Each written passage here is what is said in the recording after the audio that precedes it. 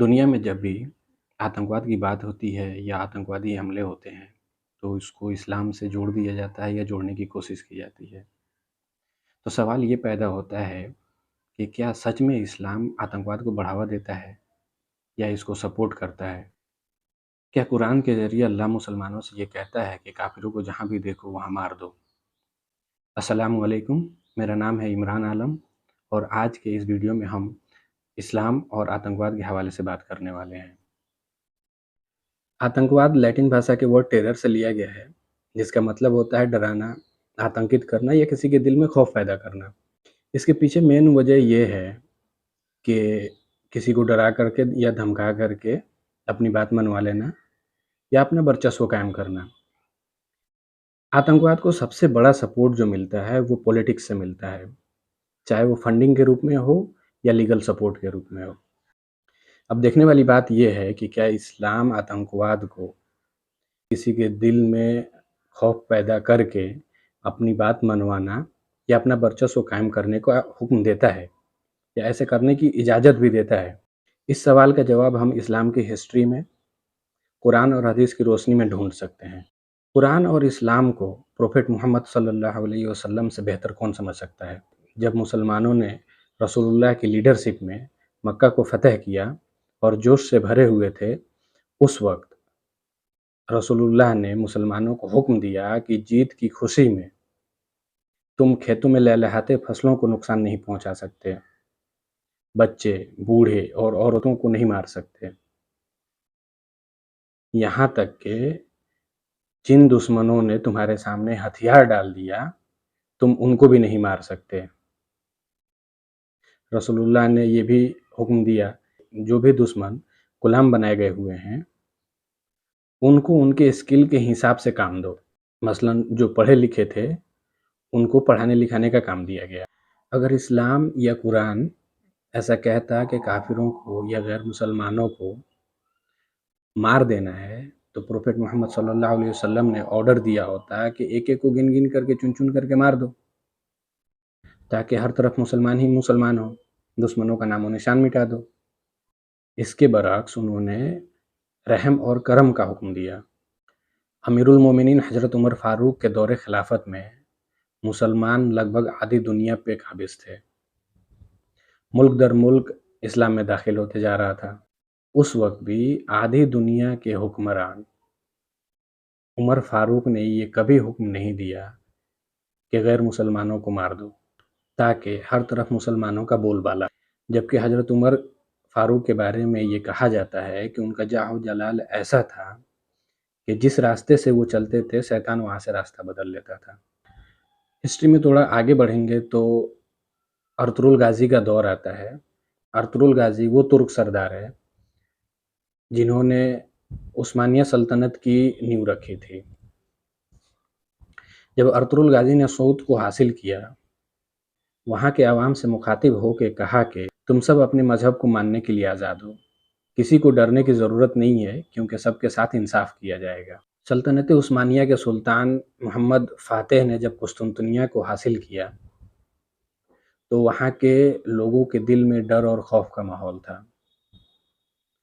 تو سلطان محمد فاتح نے سب کو ایک جگہ جمع کیا اور ان سے مخاطب ہو کر کے کہا کسی پہ کسی طرح کی مذہبی پابندی نہیں ہوگی، سب لوگ اپنے مذہب کو پریکٹس کرنے کے لیے آزاد ہوں گے۔ یہاں تک کہ جو قسطنطنیہ کا بادشاہ تھا اور وہ جنگ میں مارا گیا تھا اس کو اس کے مذہب کے حساب سے دفنانے کا حکم دیا۔ سلطنت عثمانیہ لگ بھگ 600 سالوں تک قائم رہی۔ اس دوران ایشیا، یوروپ اور ایسٹ افریقہ کے کئی بڑے بڑے حصوں پہ مسلمانوں کی حکومت رہی۔ اگر یہ بات قرآن اور حدیث سے ثابت ہوتا کہ غیر مسلمانوں کو مارنا ہے یا مار دینا ہے تو اتنے عرصے میں سلطنت عثمانیہ میں کوئی بھی غیر مسلمان بچا نہ ہوتا۔ اس بات سے یہ ثابت ہوتا ہے کہ اسلام کی ٹیچنگز یہ نہیں ہے کہ غیر مسلمانوں کو یا کافروں کو جہاں بھی دیکھو مار دو۔ اسلام دہشت گردی کے ذریعے لوگوں کے دل میں ڈر اور خوف پیدا کرنے کا حکم کہیں بھی نہیں دیتا ہے۔ اب ہم اسلام کی ٹیچنگز کو قرآن اور حدیث کی روشنی میں سمجھنے کی کوشش کرتے ہیں۔ اللہ نے 28ویں پارے میں صاف صاف کہا ہے کہ جو غیر مسلمان تم سے میدان جنگ میں نہیں لڑتا ہے تم اس سے اچھا سلوک کرو، اور اللہ اچھا سلوک کرنے والے کو پسند کرتا ہے۔ قرآن میں اللہ نے یہ بھی کہا ہے کہ اگر تم ایک بے گناہ انسان کو مارتے ہو تو یہ ایسا ہے جیسے تم نے ساری انسانیت کو مار ڈالا، اگر ایک بے گناہ کو بچاتے ہو تو یہ ایسا ہے جیسے تم نے پوری انسانیت بچائی۔ ان باتوں سے بھی یہ پتہ چلتا ہے کہ اسلام کبھی بھی غیر مسلمانوں کو بلا وجہ مارنے کا حکم نہیں دیتا ہے۔ ہاں، یہ بات سچ ہے کہ کچھ مسلمان جو ہیں وہ آتنکوادی گھٹناؤں کو انجام دیے ہوئے ہیں، اور ایسے لوگوں کو کوئی بھی سپورٹ نہیں کرتا ہے۔ وہ جو خود کو بھیڑ میں بم سے اڑا لیتے ہیں یہ سوچ کے کہ اللہ انہیں جنت دے گا اور جنت میں ان کے لیے حوریں ہوں گی، وہ اسلام کے بیسک ٹیچنگز کو نہیں جانتے ہیں۔ وہ اس بات سے غافل ہیں کہ اللہ نے سوسائڈ کرنے کو حرام قرار دیا ہے، اور جو بھی حرام کام میں انوالو ہوتا ہے ان کے لیے دردناک عذاب ہے۔ اگر قرآن میں کہیں لڑنے یا مارنے کا ذکر آیا ہے تو وہ آرمی اور جنگ کے میدان کے حوالے سے آیا ہے۔ اس لیے کوئی بھی کمانڈر ان چیف جب اپنی فوج کو لے کر کے جنگ کے میدان میں جاتا ہے تو ان کو حکم دیتا ہے کہ دلیری کے ساتھ لڑنا ہے۔ آتنکواد کی بات جہاں تک ہے تو ہم سب کو سمجھنے کی ضرورت ہے، یہ ایک بزنس ہے جس کا ایک ریونیو ماڈل ہے، اور یہ بزنس جو ہے وہ اس ریونیو ماڈل پہ آپریٹ کرتا ہے۔ آج دنیا میں بڑی بڑی ایجنسیز ہیں، کمپنیز ہیں جو لاکھوں کروڑ انویسٹ کر کے ویپنز بناتی ہیں۔ اگر دنیا میں چاروں طرف امن سکون قائم ہو جائے تو مارکیٹ میں ویپنز کا ڈیمانڈ شارٹ ہو جائے گا، اور ان ساری کمپنیوں کو نقصان اٹھانا ہوگا، ان کا بزنس بند ہو جائے گا۔ اس لیے وہ اپنے بزنس کو بڑھانے اور پروفٹ کمانے کے لیے دنیا میں کبھی بھی امن اور سکون قائم نہیں ہونے دیں گے۔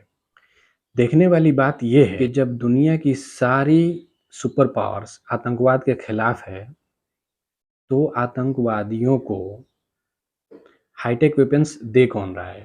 ان کے پاس اتنے بڑے بڑے سائنٹسٹ نہیں ہیں جو اتنی ہائی ٹیک ویپنز بنا سکیں۔ اس لیے یہ کہنا کہ اسلام آتنکواد کو بڑھاوا دیتا ہے یا سپورٹ کرتا ہے بالکل غلط ہے۔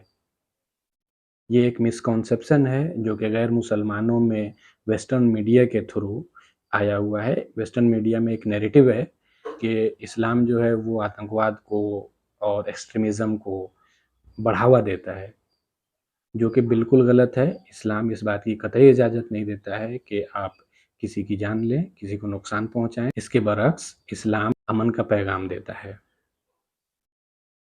اور میجورٹی آف مسلمس جو ہیں وہ امن میں بلیو کرتے ہیں۔